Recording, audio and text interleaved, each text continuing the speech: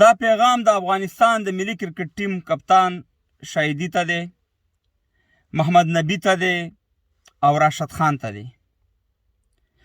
د افغانستان د ملي کرکټ ټیم اعلان هم وشو د ایشیا کپ دپاره.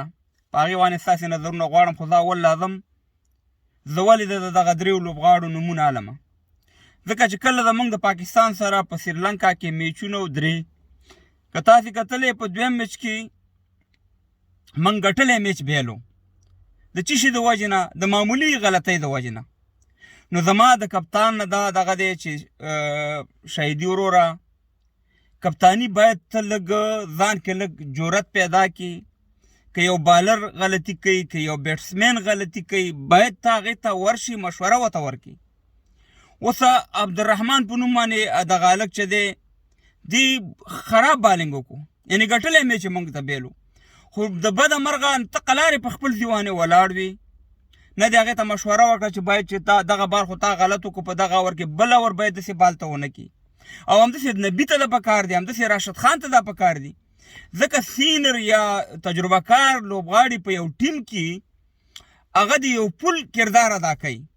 نو تاسو ته پکار دا دی چې کله هم دغه لوبغاړي غلطي کوي، ځکه د هغې تجربه نه هغه په تاثیر کې راځي، د دباو لاندې راځي، باید تاسې هغې ته مشوره ورکوي، هغې ته راشئ او ورته ووایئ چې یاره دا بالنګ داسې وکړي یا دا بیټنګ دا شاټ داسې ووایي، دا ستاسې وظیفه ده.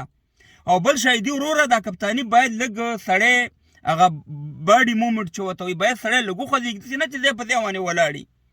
ستا په کپتانۍ باندې موږ کوم دغه نه لرو چې یاره ګنې ته د کپتانۍ نه فی الحال خواشي، خو باید ځان کې لږ دغه پیدا کړي او دغه لوبغاړو ته یا دغه بالرانو ته مشوره ورکړي.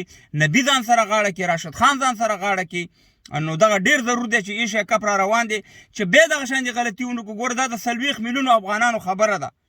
قسم دی چې د پاکستان نه موږ میچ بیللی دی، قسم په خدای دی چې موږ ټول تر اوسه پورې خفه یو، زموږ ځوانان جاړي، لوڼې خفه دي. نو دغه یو خوشحالي ده چې کرکټ موږ ته راکوي. د ایشیا کپ دپاره ټیم اعلان شو، زما خپله دغه داره نور نظرونه به تاسې ورکوي.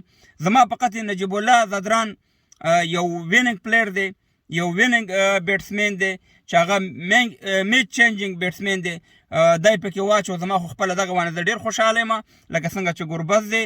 نو الله دې وکړي چې کامیاب شي او په ایشیا کپ کې تاسې ښه لوبه وکړئ، ښه وځلیږئ او د دې 40 میلیونو افغانانو مخونو ته مو ګورئ چې ډېر موږ دغه باندې خفه کېږو. په بیللو موږ داسې نه یو، خو چې یو ګټلی میچ چې قب تېر شوی او ستا رستونې نه بېرته درته راوباسي، نو په دې باندې بیا سړی خفه کېږي. نظرونه غواړم د دې ټیم په باره کې. زما خو فقط نجیب الله زدران چې و هغه یې واغستو، په دغه باندې زما دغه و، او زه نه پوهېږم چې دا ولې په دې 3 میچونو کې نه و. نو شهیدي صاحب او نور راشد خانه او همداسې نبي، تاسې باید لږ ریښ شئ او د دغه نوي لوبغاړو سره، نوو بالرانو سره، که بیټسمین وي که بالر وي، باید خپلې ښه مشورې ورکړئ. نظر هم غواړم د دې ټیم په باره